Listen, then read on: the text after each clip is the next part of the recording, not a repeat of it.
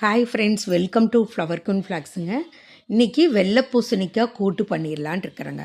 அதுக்கு வெள்ளை பூசணிக்காய் ஒன்று வாங்கியிருந்தாங்க.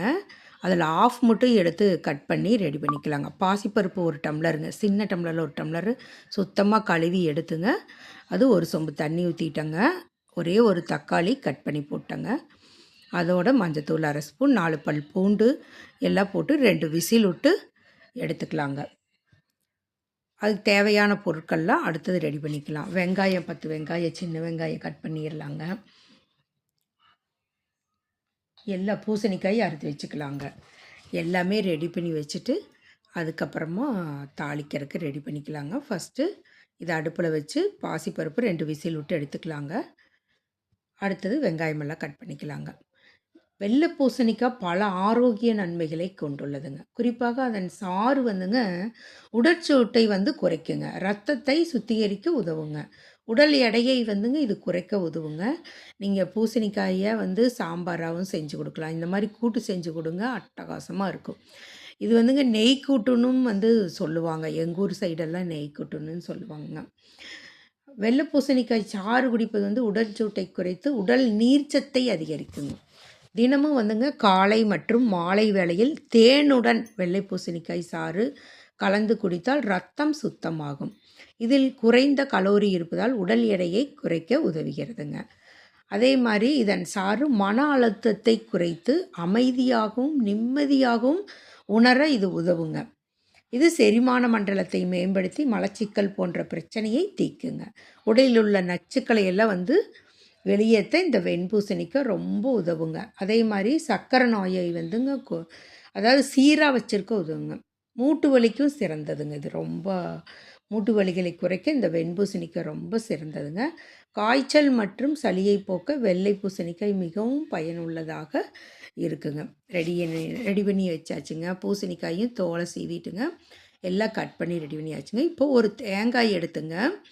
வெறும் தேங்காய் மட்டும் அரைச்சிட்டு வந்துடலாங்க. ஒரு டம்ளர் தண்ணி ஊற்றி அரைச்சிட்டு அதை வடித்து ரெடி பண்ணிக்கங்க. தேங்காய் பால் ரெடி பண்ணி வச்சுக்கலாங்க. 4 பல் பூண்டு கட் பண்ணி வச்சுருக்குறேங்க. சின்ன தக்காளி ஒன்று சின்னதாக தாளிக்கும் போது கட் பண்ணி வச்சுக்கோணுங்க. சுத்தமாக இந்த மாதிரி வடிகட்டிடணுங்க.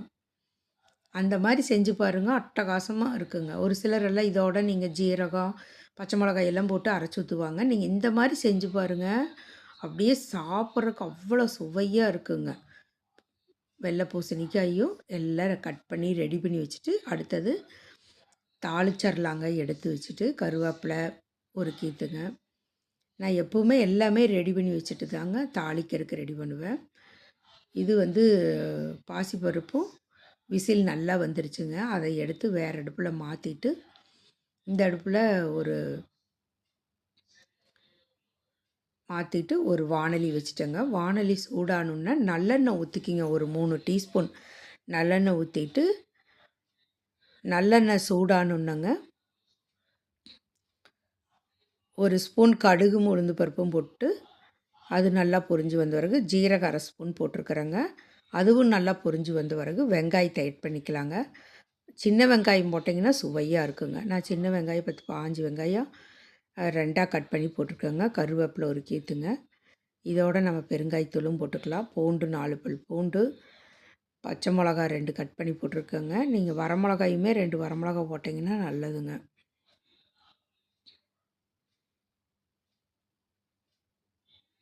நல்லா வணக்கி விட்டுறலாங்க. வெங்காயம் நல்லா பொன்னிறமாக வணங்கட்டுங்க. கண்ணாடி பார்த்துக்கு வெங்காயம் நல்லா வணங்கணுங்க. அதோடு நம்ம கட் பண்ணி வச்சுருக்கிற 2 வரமிளகாயும் போட்டுடலாம். 2 வரமிளகா 2 பச்சை மிளகா போட்டிருக்குறேங்க. அதோட சின்னதாக ஒரு தக்காளி பீஸு அதையும் பொடி பொடியாக கட் பண்ணி அதையும் போட்டுக்கலாங்க. நல்லா வணங்கட்டுங்க. காய் நல்லா வணங்கின பிறகு தான் நம்ம பூசணிக்காயை எடுத்து இதில் ஆட் பண்ணணுங்க. பெருங்காயத்தூள் 1/4 டீஸ்பூன் போட்டுக்கலாங்க. பூசணிக்காய் ஆட் பண்ணி அதையும் நல்லா எண்ணெயிலேயே நல்லா வணக்கி விட்டுங்க. நல்லா வணக்கிட்டு ஓரளவுக்கு வெந்த பிறகு சால்ட்டு போட்டுக்கலாங்க. தேவையான அளவு உப்பு போட்டுக்கலாங்க.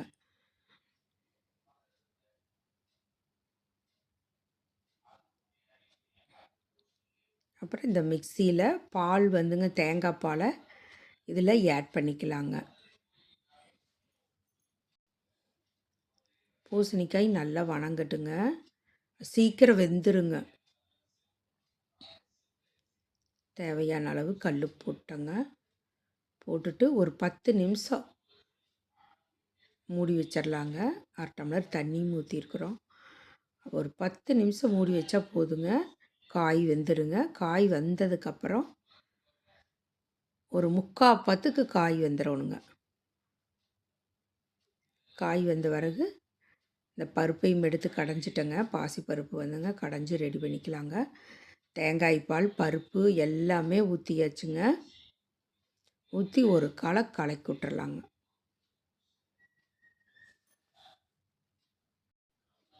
தேங்காய் பால் மட்டும் நல்லா வடிச்சிட்டு இது மாதிரி ஊற்றி பாருங்கள். அப்படியே குழம்பு சுவை இது ஒரு டிஃப்ரெண்ட் டேஸ்ட்டாக நம்மளுக்கு இருக்குங்க. நல்லா மூடி வச்சுட்டுங்க. ஒரு 10 நிமிஷம் கழித்து கருவேப்பிலை தழை தூவி இறக்கிடலாங்க. இதோட நான் வந்து சின்ன வாளியில் கொஞ்சம் எண்ணெய், கடுகு,